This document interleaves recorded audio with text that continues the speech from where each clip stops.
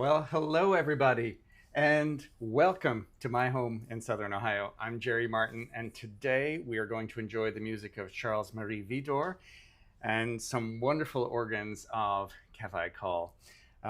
Wonderful to see so many of you folks in the chat already. I wonder, did any of you know that piece of music? As you know, I'm always on the hunt for things that are unusual and may not be heard that often. That was, of course, Widor's Marche Américaine from his Feuillet d'Album. It was a collection of piano pieces.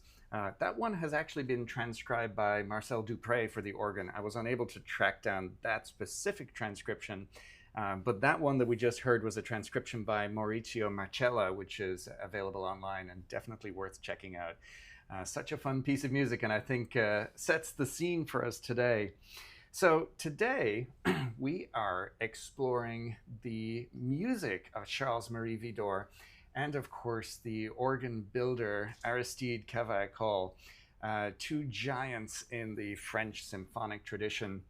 And of course they both lived, they were contemporaries, and their musical lives are intertwined. Widor remembers that it was Cavaillé-Coll who prevailed upon his family and helped get him sent off to Brussels to start his musical training. And ultimately, when Widor returned to France, he played many inaugural concerts. And in the background there, you see Saint-Sulpice that he's most famously associated with. But that was in part due to the backing of Cavaillé-Coll and his recommendation. So for as long as I've been playing the organ, I have loved this music and these sounds. And we are really very privileged now to be able to enjoy so many French romantic instruments from our living rooms here. And of course, the fact that I can share it around the world with you. So the main reason for our gathering today is to enjoy Widor's Fifth Symphony. And of course, these organs that were being built by Cavaillé-Coll were revolutionary. Massive technical undertakings. We're going to touch on some of his innovations as we work through this.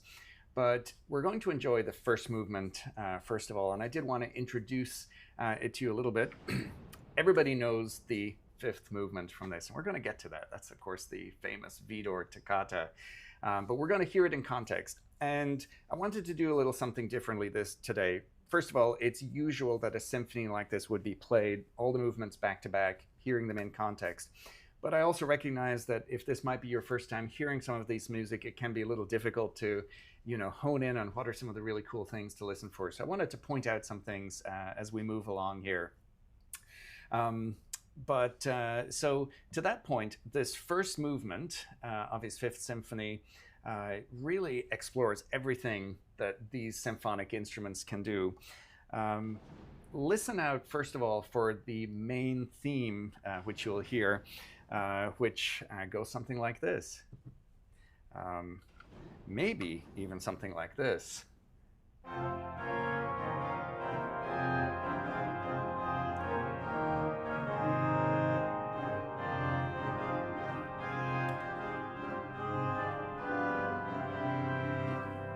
So Widor takes that melody, and this is essentially a theme and variation. So he's going to introduce us to that melody, and he's going to develop it through a number of motifs, for example.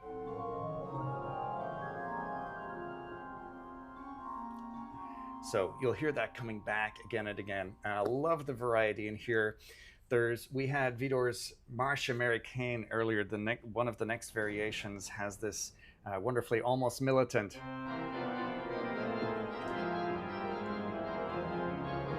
One of my favorite variations in this. We're going to have a movement that is, somewhat technically difficult to play. For my organist friends, you will notice me playing this down the octave on the swell. Widor in the score asks for a 4 and a 16. Nancy doesn't quite have that configuration, so I'm achieving the effect that way. And then don't miss out. There is an absolutely incredible melodic moment that gets me every time in this piece. After we have these initial variations exposing this, he's going to give us this wonderful melody line.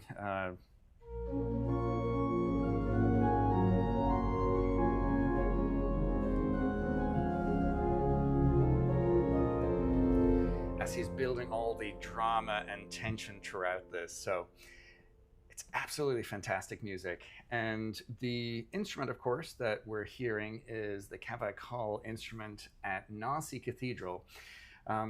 This was sampled by Piotr Grabowski, and it was the first of the really reverberant instruments. It's in a multi-second acoustic, currently occupying about 86 gigabytes of RAM as it's currently loaded on my computer. So it's a phenomenal experience. So with that, we are going to launch into this first movement, and I will check in on the other side. Welcome to Nancy Cathedral.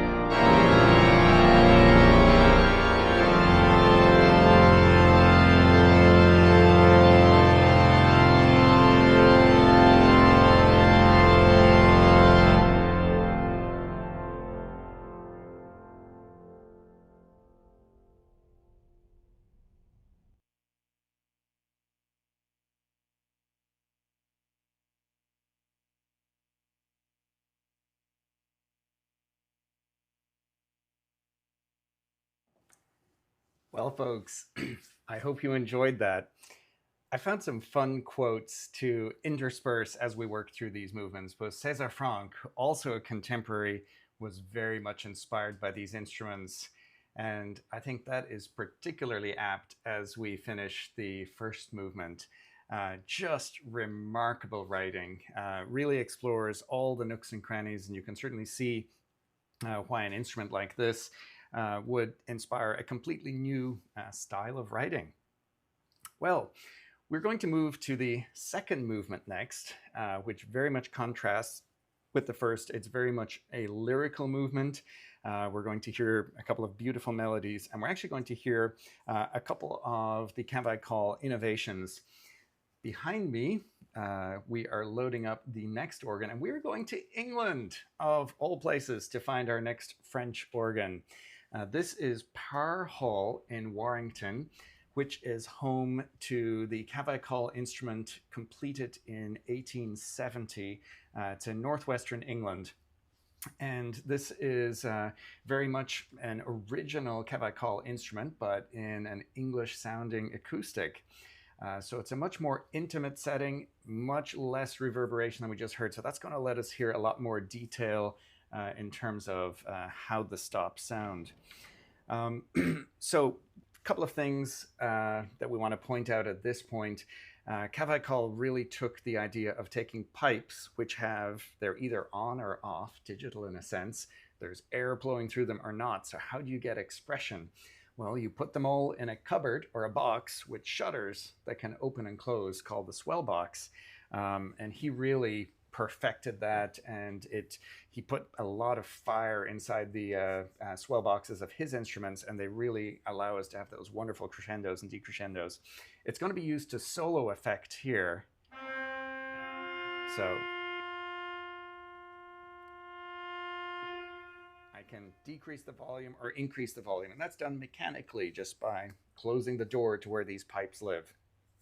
The second stop that is very much a Cavaillé-Coll staple is called the harmonic flute.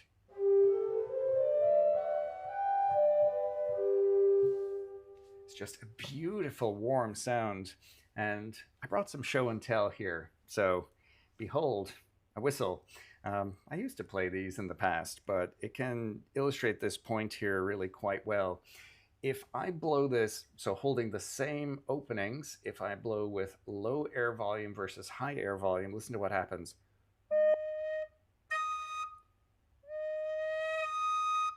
So you have that slide towards the higher pitch. I'm hoping my microphone picked that up.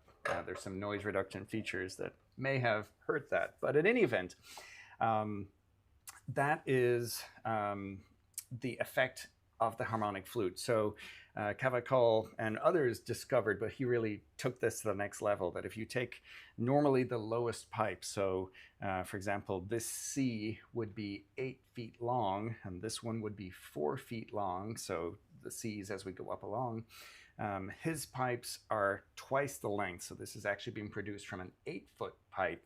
There's a little hole about halfway up that helps the wave to form differently. So using high wind pressure, longer pipes, you get the same pitch as a pipe that's half the length and lower. But the end result is this incredible singing stop. And this second movement is going to showcase both of those features.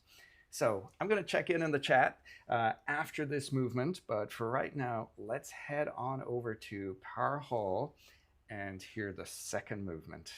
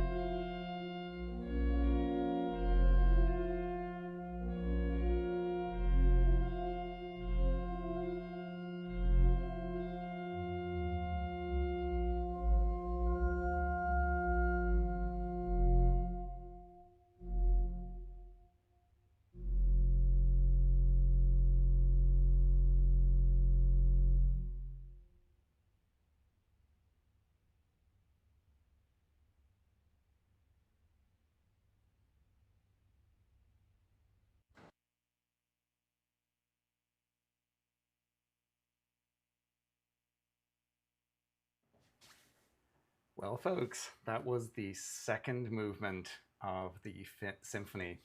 And this was from a commentary on Cavaillé-Coll's legacy and how, as a builder, he taught the organ the path of colors, of powers, of infinite gradations. And I think that's rather applicable to the music that we're hearing here. And certainly, of course, this style of organ building, when you think what came before was the wonderful Baroque instruments, the period of Bach, the classical period. But then, of course, we moved on to this style of building, which then influenced others. So a lot of technical innovations had to happen to make this possible, which we'll talk about in a moment. But for a moment, I just wanted to say thank you all so much for tuning in. I just wanted to drop by and say to some folks, so hi to some folks in the chat, and my goodness, we have quite a crew tonight. So thank you all for being here. If you haven't dropped by to say hi, do say hello in the chat. I've kind of been keeping an eye on the comments there as we were going, and just trying to keep an eye out for some questions. But I really and truly appreciate every one of you for being here. It certainly makes us all the more worthwhile. My personal goal is if I can make one person smile when they hear some of this music, then my job here is done. So, but I need people to play for, so thank you all so much. Well, moving along to the third movement, we are actually going to fast forward a little bit. We're still staying in the French tradition, but this time our travels take us to Germany. And I think I saw pipe loops in the chat. So hi, Reiner. This is a pipe loop sample set. We're kind of representing all of the major sample set producers here. Isn't this a spectacular instrument? Look at that. Look at those colors. This organ is installed in the Castle Church, the Schlosskirche of Chemnitz, which is in East Germany and Saxony. And this was built by the Vleugels company, ultimately was opened in 2011. And Reiner has sampled this and made it available for Hauptwerk. So it's an instrument which is built following the Cavaillé-Coll tradition. So it, of course, is modern in that it has an electric action and some of the other modern conveniences. But at its heart, its intonation, its pipework is very much Cavaillé-Coll, which is why it works so well here. But let's go back and look at that phenomenal casework. When this organ was first announced for Hauptwerk, that picture was so stunning. So I had to go look up a little bit. So the artist who was commissioned to paint the case is Jacques Gassman. And his first comment was that, above all, objectivity seems to dominate the strictly geometric wooden cases of today's church organ. So many instruments can, look pretty boring. We see all the wonderful pipework, but they can be tucked away. But he wanted to use contemporary art to make the special function of organ music and its religious symbolism visible again. So his painting combines instrument and architecture into a meaningful work of art. And I think it really is a spectacular sight to behold. So let's talk a little bit about this third movement. So of the movements in this symphony, I think this is perhaps the least frequently played, or at least I hear it least frequently. As the middle movement, it kind of succumbs to the toccata at the end, the fire of the first movement, the two pretty movements that bookended. But there is a lot of excitement here. We're going to hear a melody, which is initially stated in the pedals.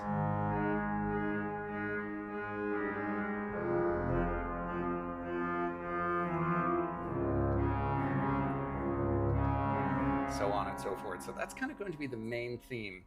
I love the middle section of this. He really winds up and develops all kinds of fire. And the Cavaillé-Coll instrument, you hear those wonderful reeds that kind of snarl. That's sort of characteristic of their sound. That really brings this to life, I think. So let's hear the third movement. I hope you enjoy.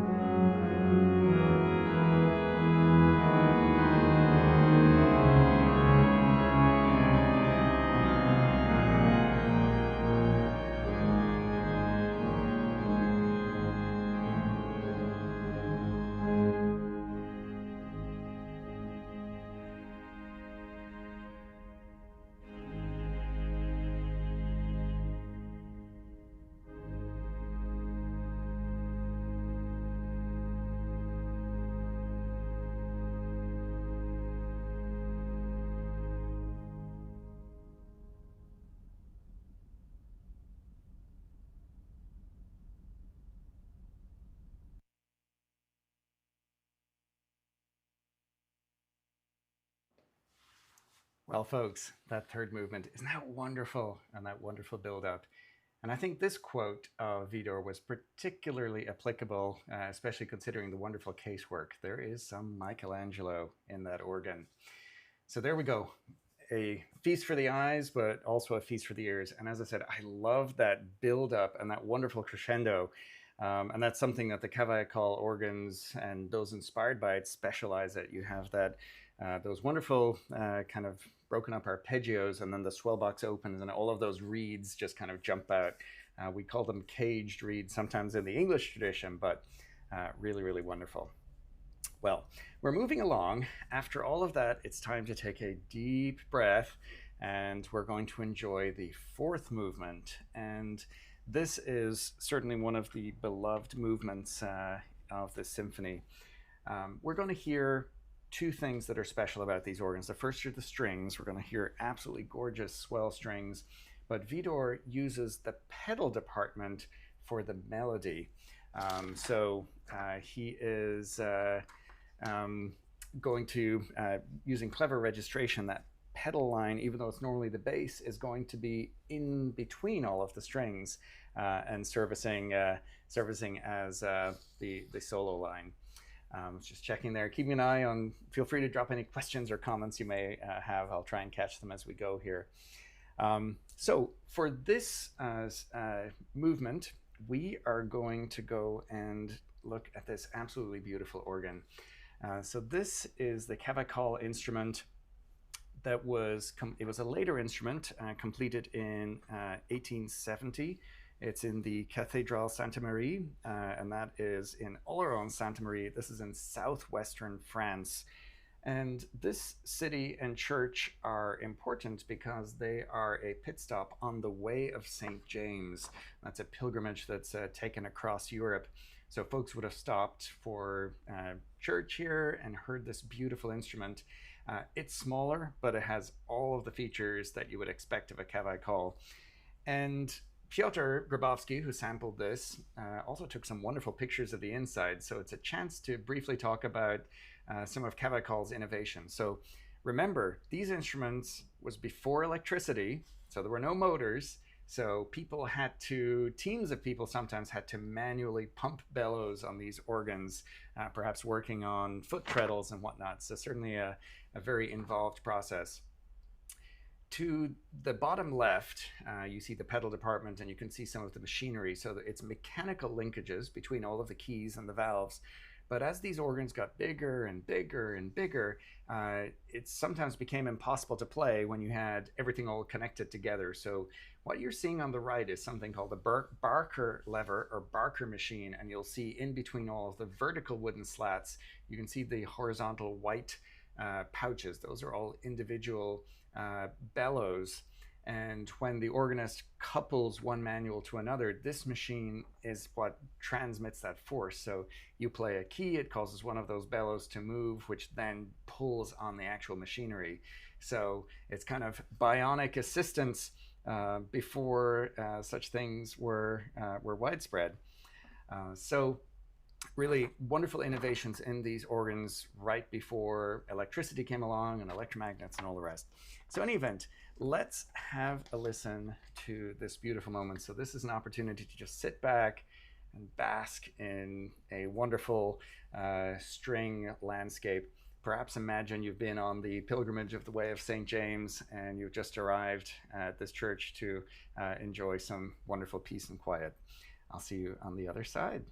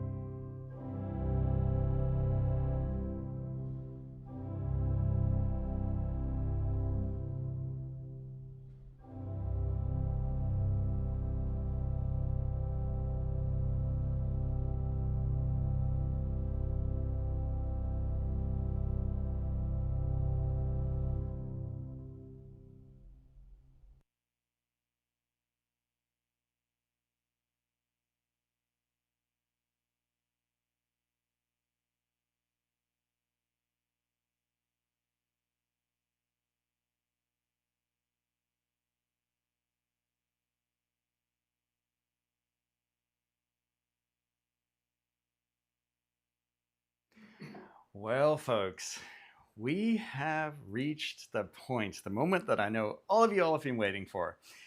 So again, thank you all so much for tuning in. But it is indeed time for the final movement, which I think is well known. So just getting my next sample set loaded here. So we are heading to Caen in France. And this is perhaps one of the most famous Cavaillé-Coll organs for Hauptwerk. So it's in the beautiful Abbey of Saint-Étienne, and just admiring some of the pictures of the instrument here and the fantastic architecture. But this is an instrument which has everything. This was the first Cavaillé-Coll instrument that I got my hands on, and it is just sheer joy to play. So I'm just going to let you look at the logo here, because this, to my organist friends, this is the dream. We all want this organ in our churches, in our spaces, but thanks to Hauptwerk, we have it at home. So I hope you enjoy.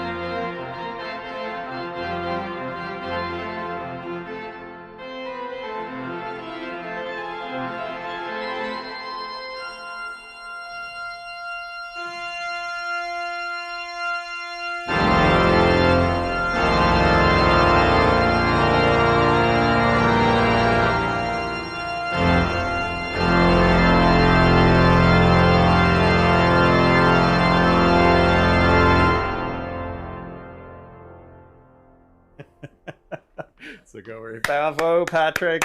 Thank you so much. Thank you so much. Well, that was marvelous. So Patrick, folks, has been waiting here in the wings this whole time, and we're working to get some technology up and running here.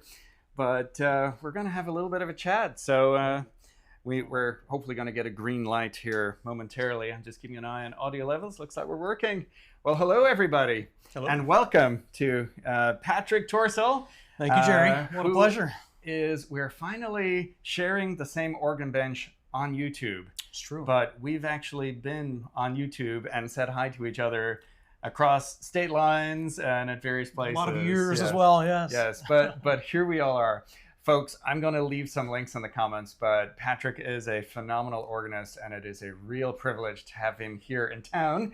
And we're going to chat for a little bit and tell you a little bit about what's going on and what may be coming down the line. But Patrick, so how long have you been here in town now? So I moved to Portsmouth, Ohio in April. Okay. Just a few months. Yeah. And how has it been so far? Has it been the musical desert that you expected it to be? No, I mean, I was certain that there's no way Portsmouth, Ohio was going to be a center or hub of culture, but here we are. Yes. You're here. I'm here. I know. Stan's here. I think I saw him in the comments. Absolutely. We have a wonderful musical community here in Portsmouth. So Patrick, officially, we welcome you to the Southern Ohio family. Oh, thank you, Jerry. And it's wonderful to have you here. So Patrick's been sitting in the wings here. He is a lover of Cavaillé-Coll and French Romantic, and we're going to share some of our anecdotes. But I was going to just briefly tell folks about how this came to be. So Patrick is our new director of sacred music at St. John Paul II, Scioto Catholic Parish. And we are very, very fortunate indeed. We have a wonderful Catholic parish. And Patrick has been brought on board to bring the music program together. So he's going to tell us a bit about this. But the story was, I've been here for almost 10 years now. And I've known Patrick for years. In fact, some of our earliest videos on YouTube, I'm making a pedal board and soldering it all together back in the early days of before high definition. Patrick, I know one of your favorite videos is Hauptwerk on a Budget, if I remember correctly. Budget. Yep, my first build. That's one of those videos that has certainly done very well and certainly worth checking out. Folks that might be interested in getting into 12 Hauptwerk, years ago. Nice to start.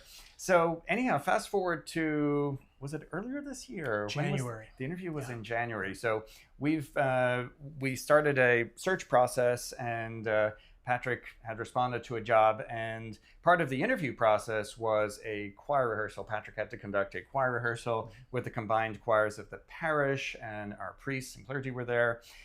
So I showed up. I was like curious, who have we brought to town? I had not, been following closely. So I walk in the church, and I'm looking up at the balcony, and I'm like, he looks familiar. And I walk up the stairs, and sure enough, this is my first time meeting Patrick in person. So the man that I've seen on the other side of the glass is now physically standing here. So I was like, Patrick Torsel? And I think you recognized me too, right? I did, yeah. I couldn't, your name wasn't coming to me immediately because it was so out of context. I didn't know, I knew Jerry was in this part of the country. I didn't know he was in Portsmouth, Ohio. Right. I had no clue. So he comes up the stairs and I'm like, I know you.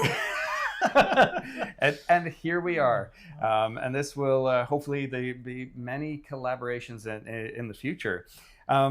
So Patrick, I just dropped down a couple of notes just to introduce folks, but we were talking earlier about Cavaillé-Coll and the French Romantic sound, and I was interested to hear about an installation you did. Can you tell us a bit about that? Sure, yeah. I mean, I was, like you, one of the pretty early adopters of Hauptwerk, and at the time, I was actually in a Catholic seminary in Nebraska with the priestly fraternity of St. Peter.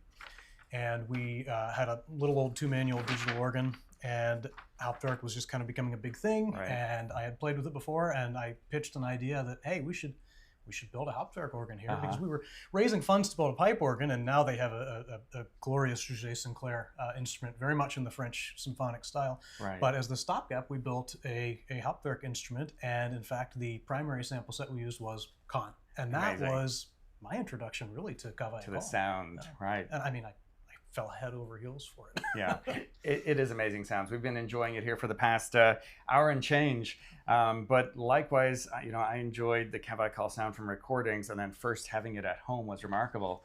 But I was really taken aback hearing that you've done a church installation of Hauptwerk, and I'm sure that's something we'll talk about in future, because I know as I'm looking at the comments here, folks have been thinking about such things.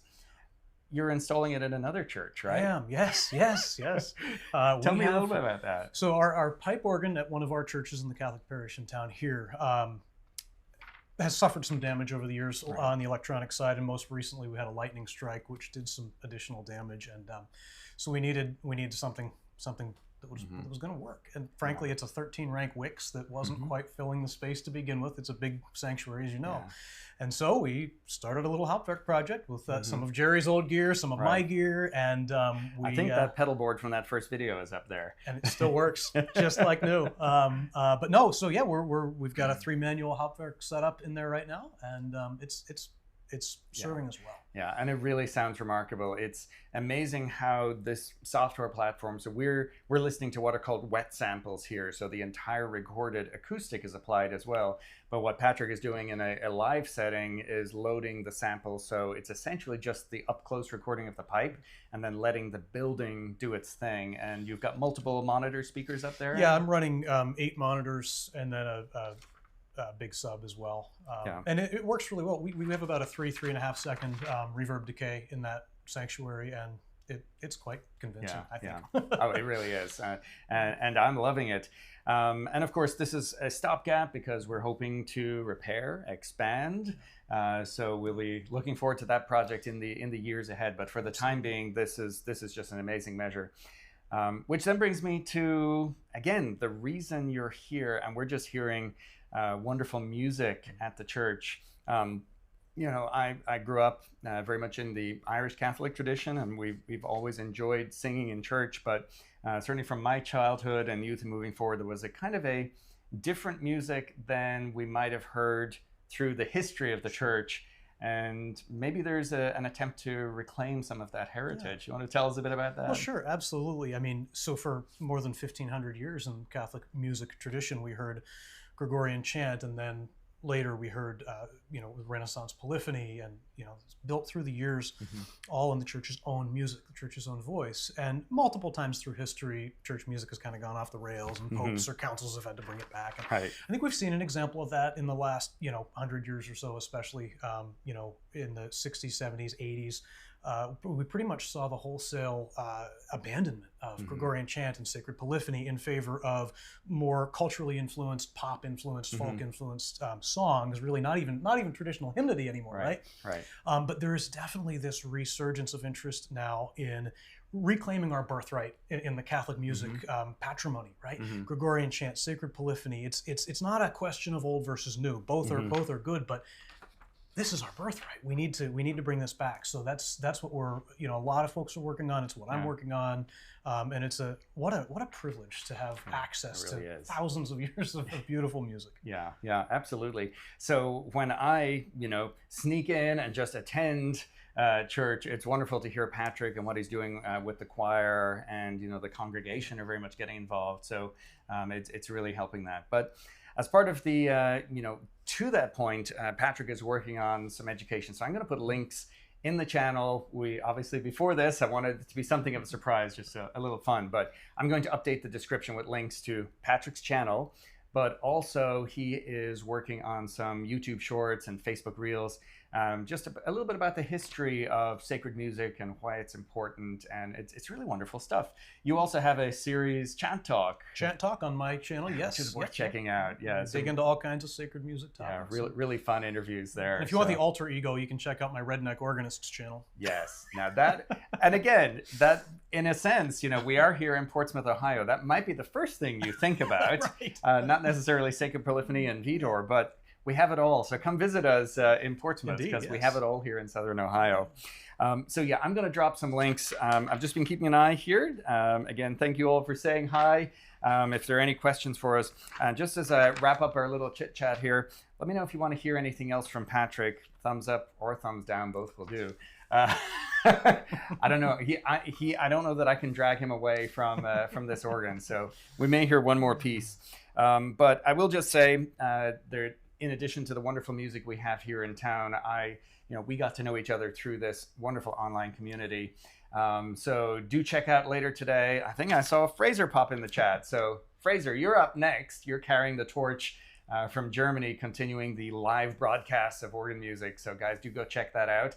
And then as we head into the weekend, I think I saw Richard. There might be reasons you should, if you don't already, plan to tune into a virtual church this weekend. And I think I saw Aaron on Sunday. So there's a number of people who are doing wonderful things. So do check out Aaron Shaw's Spontaneous Sunday and Spontaneous Monday this week as well, I believe. So lots of wonderful music. But bringing us full circle to Southern Ohio at the end of the month. What's going on, Patrick? Oh, well, we've got some Halloween fun. Pipe screams. Yes, with at least one special guest, maybe others. It will be live streamed, so I'll have links on my channel and, of course, the Second Presbyterian Church. We're so grateful to the leadership of Dr. Stanley Workman and the team at Second Pres that make this all possible. So check that out on Halloween. Well, Patrick, what are we going to finish up with? Well, we got to stay with Widor, don't we? That's true. We have to stay with Widor. We've got Caen loaded. So, do we have any more fireworks? I think we do. I mean, you started with 4, right? In your That's true. We preamble. Then we got 5. I said we got to jump 6. Okay, Widor 6. Wow. Well, first movement, I think. There's certainly lots of fire. So I'm just going to sit back and enjoy this with all of you. Patrick, thank you for doing this. I'm looking forward. Jerry. Take it away. I'm going to reach over and hit the button here.